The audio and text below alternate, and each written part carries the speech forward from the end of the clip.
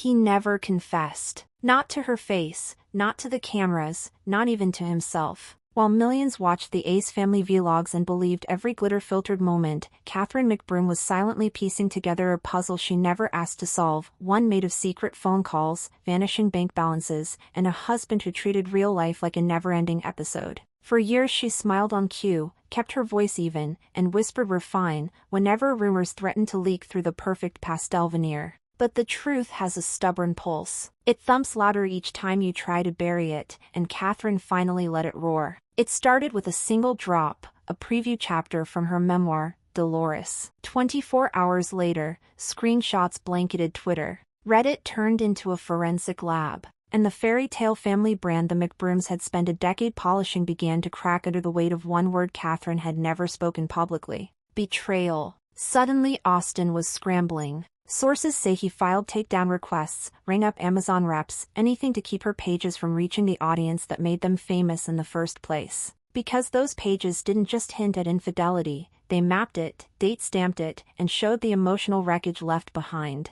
But Catherine wasn't done. On the Call Her Daddy podcast, she sat calm, steady, almost serene, and dismantled their YouTube myth in a single sitting: the private jets that masked mounting debts, the million-dollar months that felt hollow, the 10-foot marital bed where she once woke from a nightmare to find a demon wearing her husband's smile. She did it without rage, without profanity, and without flinching. Because once you've lived in silence long enough, speaking the truth feels less like a risk and more like oxygen. So tonight, we retrace her steps. From the first suspicious text to the foreclosure phone call, from a pocket dial that exposed 20 side romances to the moment Catherine whispered, "I want a divorce," and Austin could only mutter, "Okay." This isn't just a breakup story. It's the autopsy of a digital dynasty, and the rebirth of the woman who finally refused to be its silent co-star. Ready to see how a fairy tale unravels when the princess writes the script herself? Let's begin. It started with a whisper, just 16 sample pages uploaded to Amazon's Look Inside preview.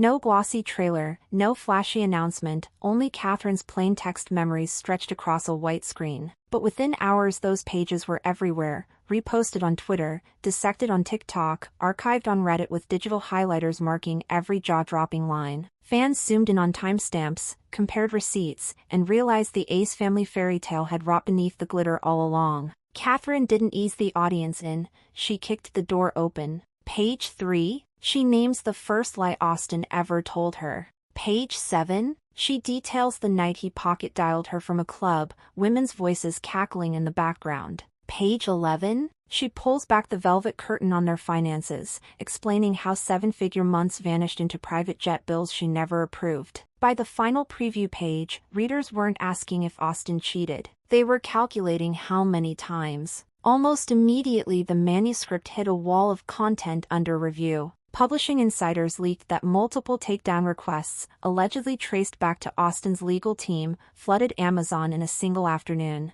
The goal? Pause sales, scrub excerpts, and buy time to spin a counter-narrative before Catherine's full story reached the masses. The timing couldn't have been worse, for him. Catherine's Call Her Daddy interview had dropped less than 48 hours earlier, surging to the platform's top 5 episodes of the month. She sat there luminous and unbothered, recounting a decade of silent humiliation the way you'd read tomorrow's weather: calm, factual, inevitable. Listeners didn't just hear confessions, they heard conviction, the sound of a woman who had already survived the fallout. Every refresh of Amazon's product page felt like a cliffhanger.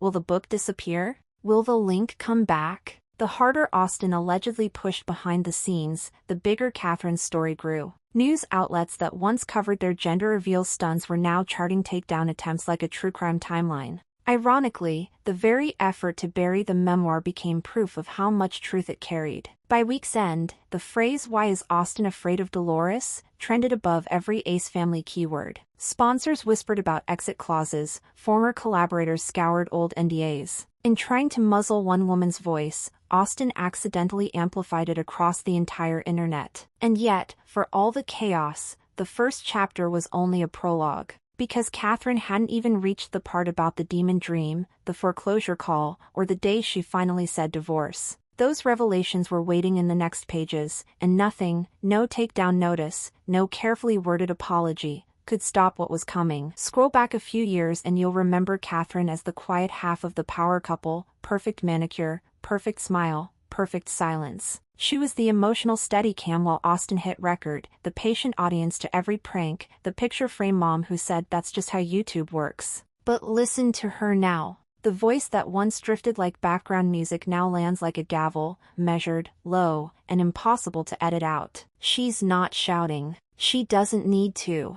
You can feel the ground tilt each time she drops another calm fact. I was living to film, instead of filming my life. Romantic gestures felt staged, because they were. I stayed silent, thinking that was loyalty. Those lines hit harder than any angry rant, because she delivers them with the composure of someone who's already done the screaming in private, and found silence more dangerous. Catherine explains that the rot didn't start with one big betrayal, it started with tiny compromises. A birthday reshot because the lighting was off, a proposal slowed down for a slow-motion effect, a labor vlog paused so Austin could swap batteries. Somewhere between the clickbait titles and the brand deals, she looked around the mansion and realized she was starring in a show that no longer required her consent, only her presence. She remembers the moment clarity punched through the numbness, the birth of their second daughter, Aaliyah. Fans demanded raw footage, sponsors wanted the big family reveal. Catherine wanted privacy. She lost the vote. The delivery suite turned into a set. The newborn's first cry became the day's b-roll.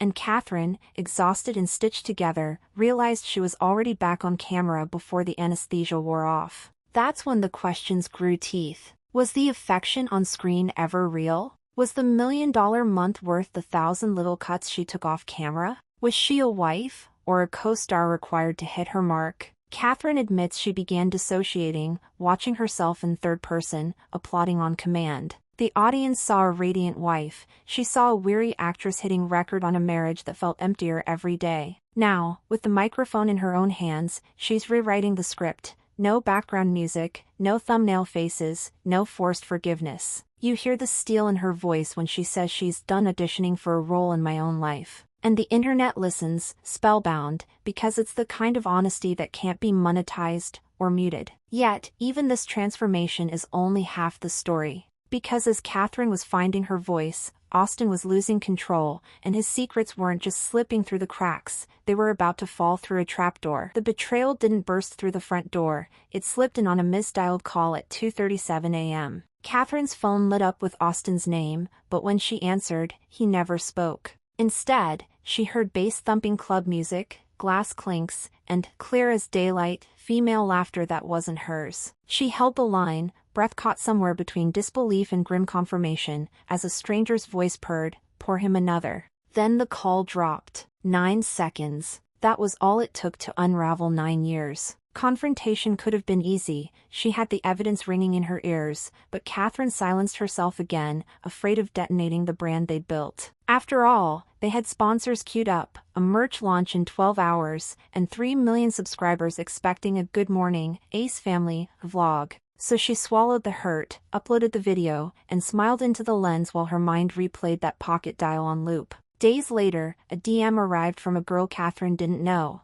"Thought you should see this." It was a photo of Austin at a Miami hotel, arm draped around someone who definitely wasn't Catherine. One tip became 3, 3 became 15, until the final count, according to Catherine's private journal, hit 20 different women, each one a reminder that commitment had become a prop in his show. The McBroom mansion turned icy. Catherine moved through those echoing hallways like a ghost, filming Q&As and house tours while her heart drafted exit strategies. She changed the nursery first, new paint, new energy, because if her world was collapsing, her children deserved walls that didn't vibrate with lies. Austin, sensing distance, amped up the grand gestures, surprise bouquets, sudden vacations, diamonds that sparkled under studio lights. But Catherine had learned to spot the red light on every camera and the invisible script behind every spontaneous moment. Each apology felt like a rehearsal. Each hug, a reshoot. The night she finally spoke, voice trembling but clear, Austin wept on cue.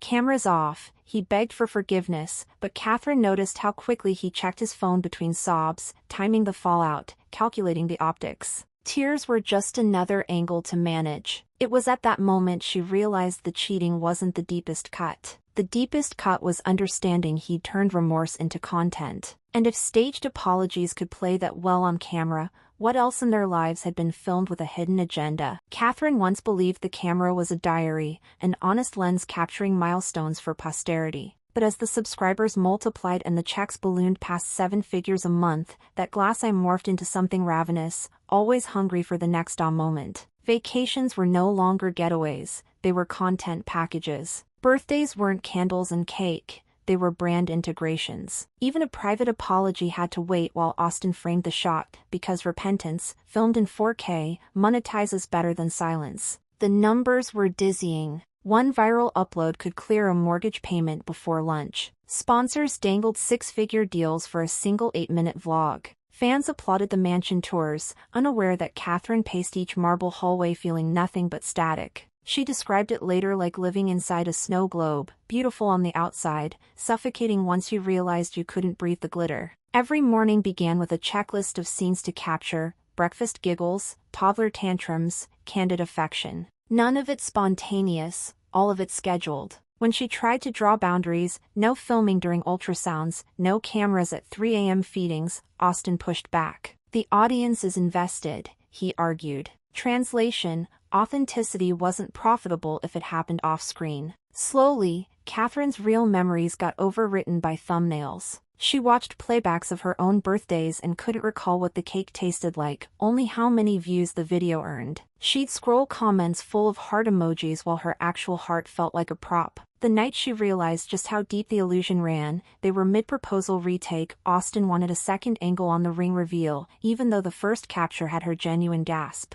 She glanced at the crew lighting their embrace and felt a chill. The most intimate promise of her life had a call sheet and a production timeline. From that moment on, every glowing family montage looked different. She began spotting the edits, the jump cuts that had quick arguments, the background music that covered awkward silences, the wide shots that erased her doubt. The camera wasn't a memory keeper anymore. It was an accomplice. And while the lens kept spinning, something far more tangible, money, security, home, was quietly slipping away, out of frame. For months, Catherine had felt the numbers wobble, but when she finally logged in and saw nearly $250,000 missing overnight, her stomach turned to ice. Austin brushed it off with a grin and a vague promise: business opportunity. You'll see. Days later he was boarding a private jet to Vegas, posting slick Instagram stories set to whatever chart topper made the flex feel aspirational. Comments flooded in: goals, power couple. While Catherine sat at the kitchen island, calculator in hand, realizing their dream income was bleeding out faster than it came in, she began checking the accounts daily. 5-figure dips became routine. Whenever she asked for receipts, Austin handed her anecdotes instead: a can't-miss crypto play, a surefire merch expansion, an exclusive real estate flip. But none of it showed up on paper, only the withdrawals did. The mansion echoed with designer emptiness, marble floors, crystal chandeliers, and a bank balance shrinking like cotton candy under rain. Then the phone rang. It wasn't a manager or a sponsor, it was Austin's father. "Catherine, the house is in foreclosure. Articles are already live." Her first reaction was disbelief. She'd never missed a mortgage payment. Her second was humiliation. Strangers were reading about her eviction before she even processed it herself. She raced to call the lender, willing to write any check, but the loan had matured, the paperwork was stalled, and no one interested in jumbo financing would touch a property without a certificate of occupancy. Translation: the home tour that pulled millions of views was technically unlivable and legally unsalvageable. She had 30 days to move her children out of the castle YouTube built on shaky sand. Publicly, Catherine still posted family skits and #ad hashtags. Privately, she was boxing up toys under paparazzi drone buzz, explaining to toddlers why their fairy tale staircase was suddenly off limits. The foreclosure wasn't just a financial blow, it was the final proof that everything in their headline life could vanish with a single clerical notice. And yet, the worst betrayal wasn't ink on a foreclosure letter, it was the secret Catherine discovered next, one her own subconscious had tried to warn her about long before any bank official did. Sleepless nights had become Catherine's new normal, editing vlogs at 2 a.m., rocking a colicky baby at 3, scrolling bank statements at 4, but one night her exhaustion crossed the line into something eerie. She dreamt she was gliding down the mansion's endless hallway toward their 10-foot bed. Austin sat at the center like a king, but a woman with flowing blonde hair rested against his shoulder. When the stranger turned, her face warped into a snarling demon, eyes black, smile razor-thin. Catherine jolted awake slick with sweat, the image burned so vividly she could still hear the creature breathing. She brushed it off as stress, until reality repeated the script. A week later, the family gathered for their daughter's first haircut. Cameras rolled, stylists cooed, Austin's phone filmed every clipping snip. Mid-shoot, Catherine's phone battery died. Without thinking, she stretched her hand out. "Let me grab yours. I don't want to miss the moment." Austin hesitated, then placed his unlocked phone in her palm. The instant her fingers wrapped around the device, a text banner slid across the top. "If you really loved your wife, you wouldn't bed her over again tonight." Catherine's brain captured the words like a screenshot, even as her eyes flicked to the sender's unknown number.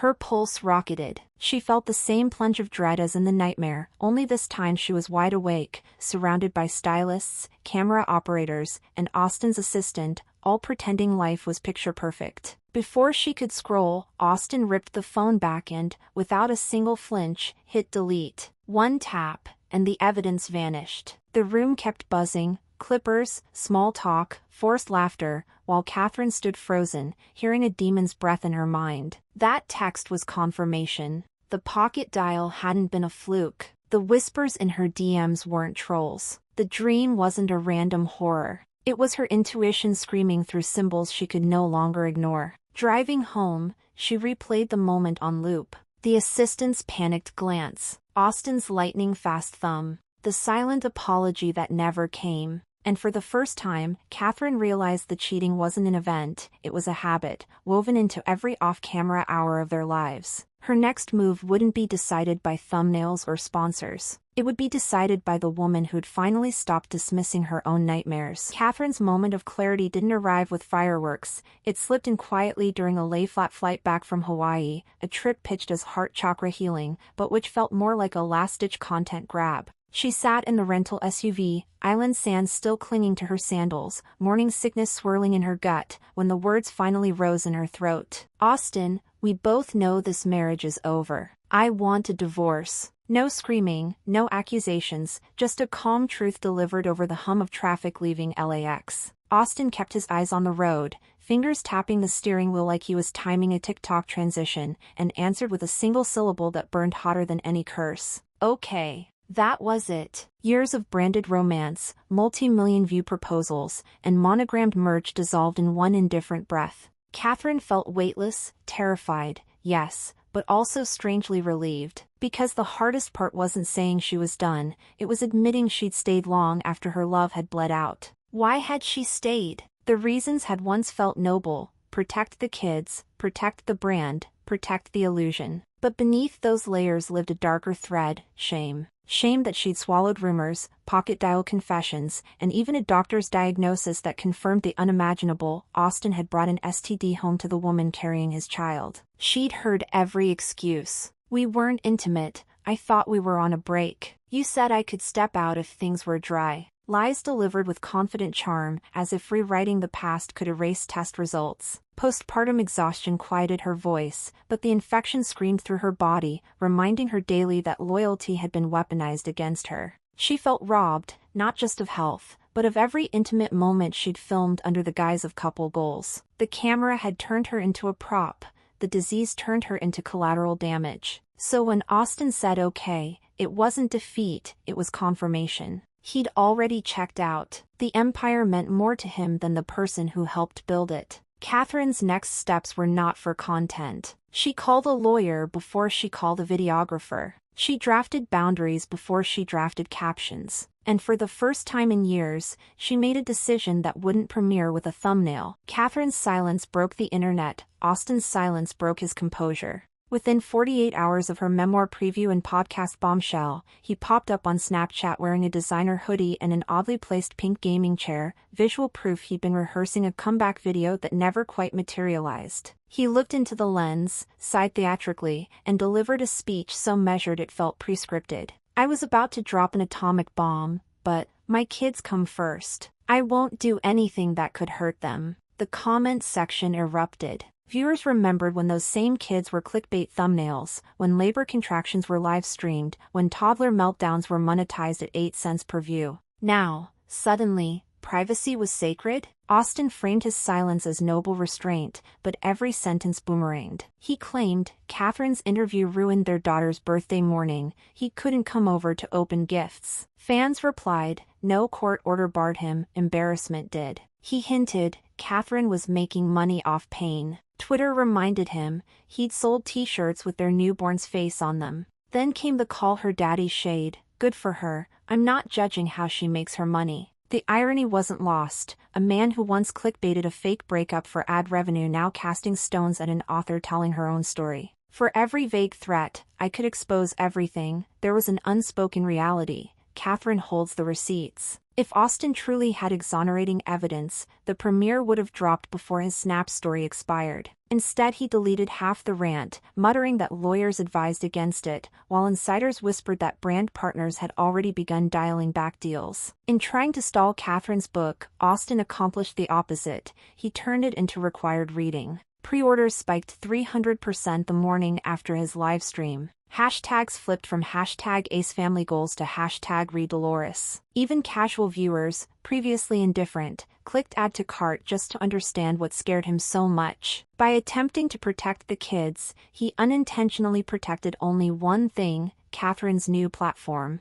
Because the more he dodged, the clearer it became, the truth doesn't need flashy editing, it only needs one calm voice willing to say, this is what happened. The dominoes fell faster than even Catherine predicted. Her memoir rocketed to the top of Amazon's movers and shakers list, not because of a flashy marketing blitz, but because people wanted unfiltered truth from the one person who'd never been allowed to narrate it. Meanwhile, Austin watched sponsorship emails switch from "We love the Ace family" to "We need to review our partnership terms." The brand he'd guarded with clickbait thumbnails was bleeding influence by the hour. But here's the plot twist nobody saw coming. Catherine didn't gloat. She didn't clap back with spicy tweets or leak receipts for clout. Instead, she went silent, purposefully, letting the memoir and the podcast speak while she moved into a modest rental, enrolled the kids in a school that doesn't permit filming on campus, and started therapy without a single IG story announcement. That choice, privacy over performance, spoke louder than any livestream. Viewers realized they'd watched a woman shed a public persona in real time, trading algorithmic applause for authentic peace. And the internet, famous for fleeting sympathies, stayed glued because this wasn't a messy revenge saga, it was a masterclass in reclaiming a life. Austin, on the other hand, tried one last press push, a glossy day-in-the-life vlog featuring family breakfasts and gym grind b-roll. Comments immediately skewered the staged sincerity. Dislikes piled up. Mid-video, he cut to black and wrote in white text, "Taking a break to focus on my children." Viewers finally agreed that was the best content decision he'd made in years. The scoreboard was never about followers lost or books sold. It was about narrative control. For the first time, it belonged to Catherine. And if you take nothing else from the saga, let it be this. Silence isn't always loyalty, sometimes it's survival. A perfect thumbnail can hide 1,000 fractures. And if the truth makes you look bad, maybe you should have lived better in the first place. Stay curious, stay kind, and tell me in the comments, will you read Dolores? Do you think Austin can rebuild a brand without the fairy tale? Or has Catherine's calm confession changed the Ace family story forever? Catherine McBroom spent a decade filming every highlight reel moment, but it's the unedited truth, shared in her own steady voice, that finally captivated the world. In exposing the cracks behind a viral fairy tale, she reminded millions that love isn't content, loyalty without self-respect is captivity, and the camera only shows what you let it, but real life keeps rolling when the red light clicks off. Austin's empire was built on perfect thumbnails, yet it crumbled the moment those pictures no longer matched the words coming out of Catherine's mouth. No takedown notice, apology vlog, or last-minute brand pivot could erase a memoir etched in lived experience. So here's the question every viewer has to answer. When you hit subscribe, are you following a story or a script? If Catherine's journey left you rethinking the influencer fantasies you binge, drop a comment below. What's the single biggest red flag you'll never ignore again? And if you've read, or plan to read, Dolores, share the page that hit you hardest. No spoilers, Please don't forget to subscribe for our next deep dive, where we peel back yet another glossy persona to reveal the human and the hustle behind the hype. Because on this channel, we don't just watch the story, we flip it over and read the fine print.